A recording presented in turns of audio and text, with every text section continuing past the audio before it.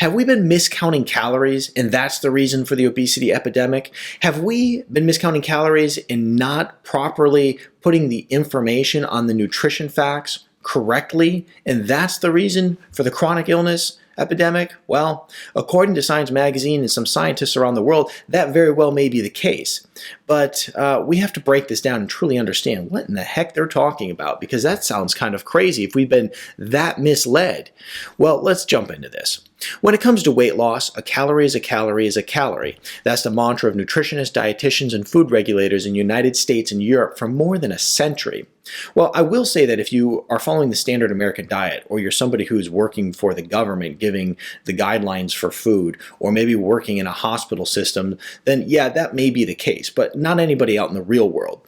You know, when I think of the dietitians and nutritionists working in hospitals, I always think of how deeply flawed their understanding of nutrition is. When I think back to when my grandfather was sick in the hospital, he had severe diabetes, and they would come in and they'd give him an insulin shot, and right next to that, they'd hand him his white bread sandwich, a Jell-O cup, and some like high sugar fruity yogurt. It was unbelievable. It's like absolutely no understanding of nutrition. And at the time when I watched this happen, I actually didn't even have an education in health. And so even though I couldn't point out and show you exactly what was wrong with that, something was deeply flawed in my mind. And that's why I remember that, even at the time when I had no education in health.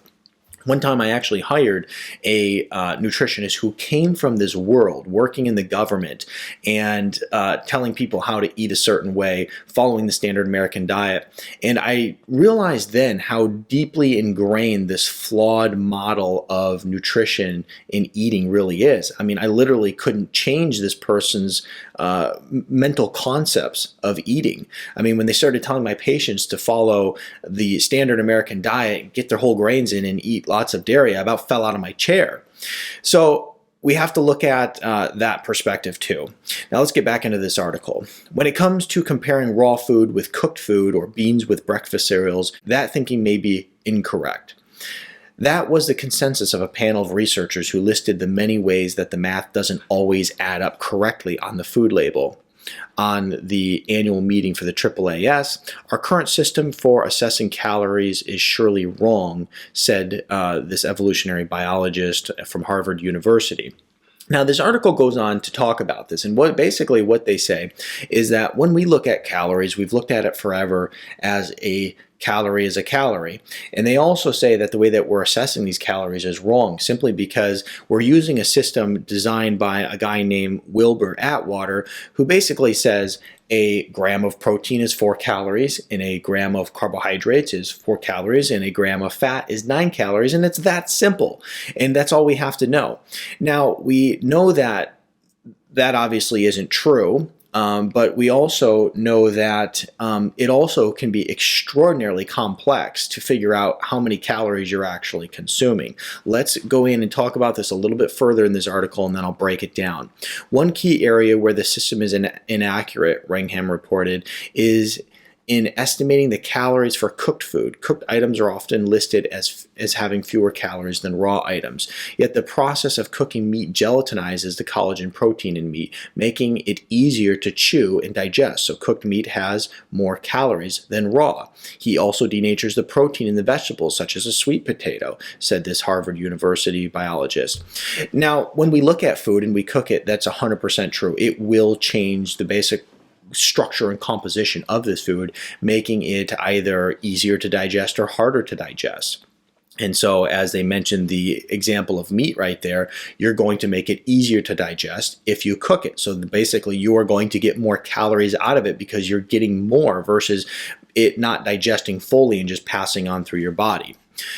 The article goes on to say the way foods are processed can also make them easier to digest. Take resistant starch in a cereal kernel, such as barley grains or beans, which take a long time to digest, but grind the same cereals into flour or process it into breakfast cereal or instant oatmeal, and it becomes easier to digest. So what this essentially tells us is that if you're somebody who's eating a ton of processed food, you're likely going to have a lot of problems because that food being processed, it doesn't have the natural structure that nature intended it to. So therefore, you're just going to basically even though it's a certain amount of calories on the label, you're going to utilize that in such a way that your body is going to get far more calorie intake from it.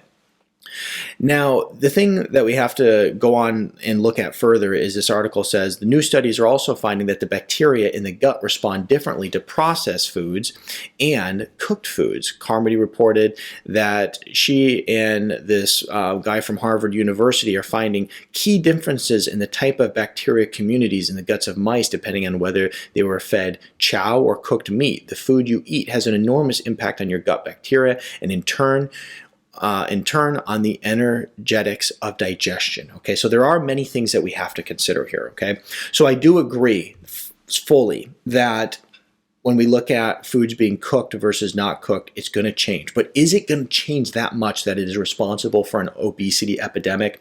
I don't believe so. Is it responsible for a chronic illness problem? No. People choosing to eat processed foods that are incredibly bad for them and knowing that they're not good for them but still choosing to eat them is what is really killing people.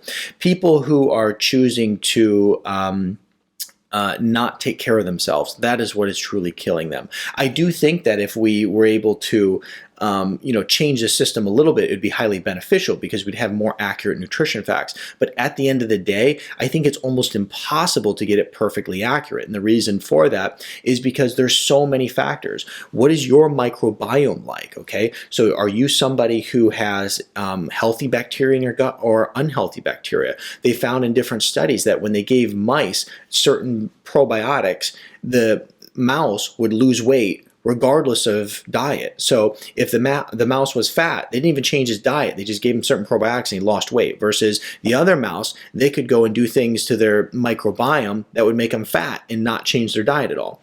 So we know that the microbiome and the bacteria in the stomach is incredibly important, but there's other factors involved too. What are your metabolic hormones like?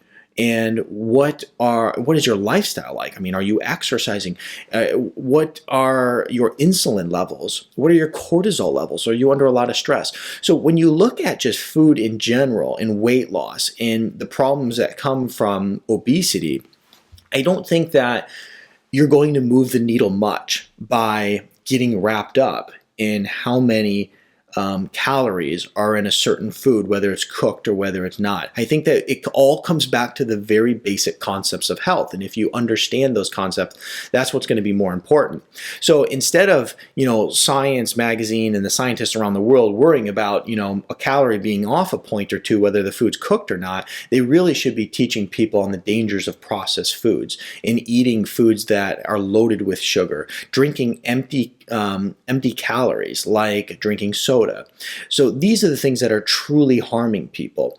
And when you talk about trying to put extreme effort into determining whether we're off a couple points on calories, I think it's a waste of time. Take that same effort and teach people how to eat appropriately, and that is how you're going to move the needle. So I'm not really concerned about whether my sweet potato is going to give me a little bit of extra calories because it was boiled versus it was cooked versus it was raw. That doesn't mean anything to me personally. But I am going to make sure that if I'm worried about calories, I avoid soda. I'm going to make sure that I'm avoiding processed inflammatory foods. I'm going to make sure that I keep my stress level low. I'm going to make sure that I'm exercising and that I keep my sugar level low and my carbohydrate level low so that my insulin stays low and I have the ability to lose weight. These are the things that matter, and those are the things that I want you to focus on.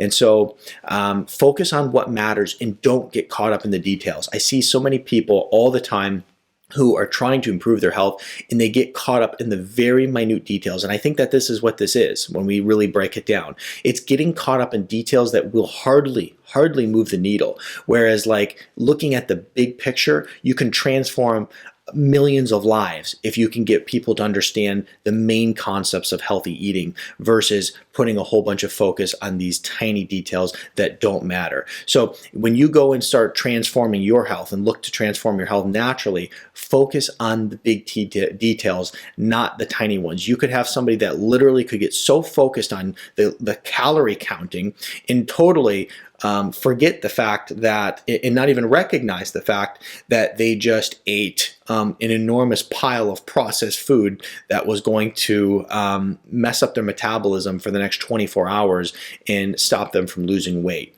They don't even realize the big picture things that are destroying their health.